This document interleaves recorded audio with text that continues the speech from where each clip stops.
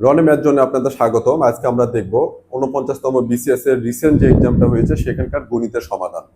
আমার গণিতের সমাধানগুলো আপনারা যারা শুরু থেকে শেষ পর্যন্ত ভিডিওটা দেখবেন, আমি আশা করি আপনাদের ভালো লাগবে এবং আপনারা কিছু শিখতে পারবেন। আমার বিশ্বাস এটা।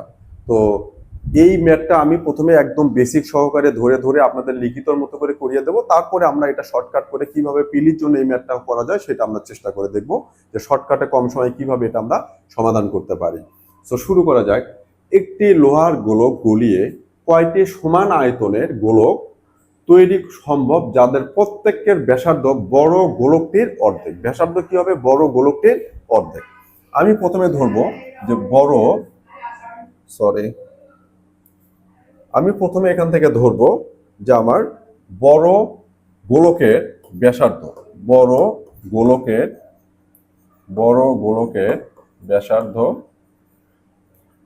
ব্যাসার্ধ ধরবো। ধরি বড় গোলকের ব্যাসার্ধ কত ধরবো? আমি ধরলাম যে আর, থাকলো আর, বড় গোলকের ব্যাসার্ধ আর। তাহলে গোলকের আয়তন বলছে, এটা কি বলছে? আয়তন। তাহলে এই বড় গোলকের আয়তন কত হবে? আয়তন, বড় গোলকের আয়তনটা হবে, গোলকের আয়তনের ফর্মুলা 4/3 পাই আর কিউব। এটা আমার বড় গোলকের, যে বড় গোলকটা তার আয়তনটা পেয়ে গেলাম আমি, থাকুক এটা। এবার বলছে ছোট গোলক, যে আমি ছোট ছোট যে গোলকগুলো তৈরি করব, সেই গোলকের কি হয়েছে? সেই গোলকের ব্যাসার্ধ হলো বড়টার কত? অর্ধেক। তাহলে বড়টার জন্য আমি ব্যাসার্ধ কত ধরেছিলাম? আর। তাহলে ছোট গোলকের ব্যাসার্ধ কত হবে? ছোট গোলকের ব্যাসার্ধ কত হবে? ব্যাসার্ধ হবে আর ভাগ 2, কারণ এটা কি বলছে? অর্ধেক। তার মানে কি আর এর অর্ধেক। আর এর কত? অর্ধেক। এখন তাহলে আমার এই যে ছোট গোলকের ব্যাসার্ধ এখন আমার কত পেলাম? r/2। এই ছোট গোলকের আয়তন কত? তাহলে ছোট গোলকের আয়তন সমান হবে 4/3 পাই আর কিউব। মানে কি? ব্যাসার্ধর উপরে কিউব। এই ব্যাসার্ধটা এখন কি হবে? এই আর এর মানটা এখন কি হয়ে যাবে? r/2 হয়ে যাবে। r/2 এটার উপরে কি হবে? কিউব হবে।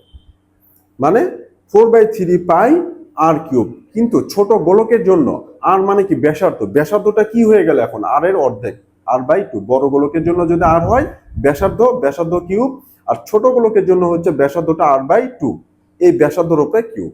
তাহলে এটা যদি আমি ভেঙে ফেলে কি হবে আমার? 4/3 পাই আর কিউব ডিভাইডেড বাই 2 এর উপরে কিউব করলে কত? 8। যখন এটার উপরে কিউব থাকবে আমি আর এর উপরে কিউব, 2 এর উপরে কিউব, আর এর উপরে কিউব করলে আর কিউব, আর 2 এর উপরে কিউব করলে কত? 8। এখন এই যে এটা পেলাম, এটা কি? ছোট একটা গোলক যেটার ব্যাসার্ধ হচ্ছে বড় গোলকের অর্ধেক, সেটার আয়তন। এখন তাহলে আমি বড় গোলকের আয়তনকে এই ছোট গোলকের আয়তন দিয়ে ভাগ করলে আমার কয়টা গোলক হবে সেটা পাওয়া যাবে। তাহলে কি করব আমি? 4/3 পাই আর কিউব, এটা কার? বড় গোলকের আয়তন, ভাগ কি হবে? ছোট গোলকের আয়তন কি আছে? 4/3 পাই আর কিউব ডিভাইডেড বাই কিন্তু আবার কত? 8। এইটা এখন আমার 4/3 পাই আউট, ক্যান্সেল আউট হয়ে গেল, কাটাকাটি হয়ে গেল। যাওয়ার পর কি থাকতেছে? এই যে 8, এই 8টা কিন্তু উল্টায়া উপরে যাবে। তাহলে কি হবে? 8 আর কিউব, নিচে কত হবে? আর কিউব। এই আর কিউবটা এখানে থাকলে আর এই 8টা উল্টায় কোথায় যাবে? উপরে যাবে। এটা আমি এর আগে ফ্র্যাকশনগুলোতে দেখিয়েছিলাম এমন, যে আমার এটা মূল ভগ্নাংশর, এটা হচ্ছে ধরলাম এ, ধরলাম লব, আর হর হচ্ছে আরেকটা ভগ্নাংশ b/c। তখন যেটা হয়, এইটা সমান তখন আমরা লিখি এটা ইকুয়াল, তখন আমরা লিখি এই সিটা উল্টায় এর সাথে গুণ হয়ে যায়। তাহলে কি হয়? ac ডিভাইডেড বাই b, যেটা আমি এখানে করলাম। এই 8টা উল্টায়া উপরে যাবে। তাহলে এখানে আর কিউব যদি কেটে দেয় আমার আনসার কত হবে? 8। তাহলে কি দেখলাম এখান থেকে?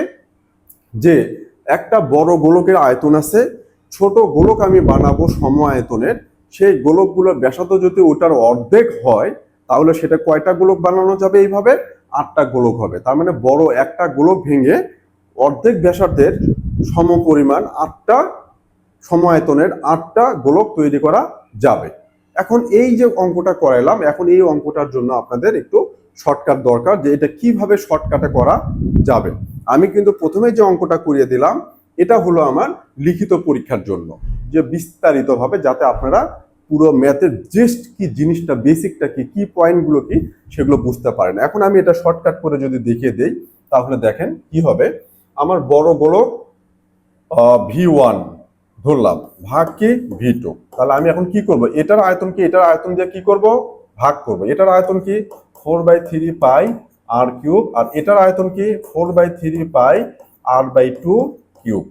এটা করলে এটা এটা ক্যান্সেল আউট হয়ে যাবে, r³/8 হবে, r³ চলে যাবে, এই 8টা উপরে চলে যাবে, 8 হবে আনসার। আরেকটা সহজ বিষয় আছে যে V1 divided by V2 equal R1/R2, এটার উপরে কি হবে, কিউব হবে। এটা আমি আরো দুইটা ফর্মুলা দেখিয়ে দিচ্ছি এটা সম্পর্কিত।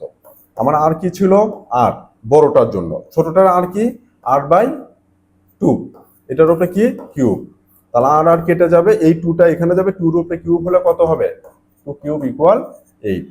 এখান থেকে আমি দুইটা ফর্মুলা দেবো, আপনারা এই দুটা ফর্মুলা অনেক মনোযোগ সহকারে করবেন, অনেক মনোযোগ সহকারে। কি রকম, যখন আমার এরিয়া 1/এরিয়া 2, মানে কি এরিয়ার অনুপাত, দুইটা আলাদা আলাদা জিওমেট্রিক শেপ আছে, সেটার এরিয়া, একটাকে ধরলাম ক্ষেত্রফল A1, আরেকটা ক্ষেত্রফল A2। এখন A1 এর জন্য একটা দৈর্ঘ্য দেওয়া আছে, এটার করেসপন্ডিং A2 এর জন্য আরেকটা দৈর্ঘ্য দেওয়া আছে L2, তখন এটার উপরে কি হয়ে যায়, স্কয়ার হয়ে যায়। এটা হচ্ছে সূত্র। এরিয়া মানে ক্ষেত্রফল, ক্ষেত্রফল কি 2 ডাইমেনশনাল, লেন্থ ইনটু ব্রেথ, এই জন্য স্কয়ার হয়ে যায়। একইভাবে আমি যদি ভলিউম নেই V1 V2 আয়তন, তখন হবে এই যে কোনো একটা দৈর্ঘ্য, সেটা ব্যাসার্ধ হতে পারে, কোণের ক্ষেত্রে ব্যাসার্ধ হতে পারে, হাইট হতে পারে, L1/L2। ভলিউম হচ্ছে 3 ডাইমেনশনাল, ত্রিমাত্রিক, দৈর্ঘ্য প্রস্থ উচ্চতা ত্রিমাত্রিক, তখন এই জন্য এটার উপরে কি হয়ে যায়, কিউব হয়ে যায়। এটা আপনাদের প্রত্যেকটা ক্ষেত্রে এটা লাগবে, সব ক্ষেত্রে, যে এরিয়ার অনুপাত করলে দৈর্ঘ্যগুলোর অনুপাতের উপরে স্কয়ার হবে, আয়তনের যদি অনুপাত থাকে তাহলে দৈর্ঘ্যগুলোর অনুপাতের উপরে কি হবে, কিউব হবে। এটা জানে রাখবেন। এখানে কিন্তু আমি এই সূত্রটা দিয়ে করে দিলাম। তাহলে প্রথম বড়টা ছোটটা অনুপাত করব, বড়টার জন্য আর দৈর্ঘ্যটা কি হবে, এখানে আর ধরবো, আর ছোটটার আর কত হবে, R/2 হবে, এটার উপরে কি হবে, কিউব হবে। তাহলে ভাগ করলে কি হচ্ছে, R³ নিচে কি হবে, R³/8, 8টা উল্টে এখানে যাবে, এটা কেটে যাবে, ইকুয়াল কি হবে, 8 হবে। খুব সহজভাবে এটা করতে পারবেন। সো আমার এটা আনসারটা হবে কত, 8। 8টি ছোট সম আয়তনের 8টি গোলক তৈরি করা যাবে বড়টা থেকে। ধন্যবাদ।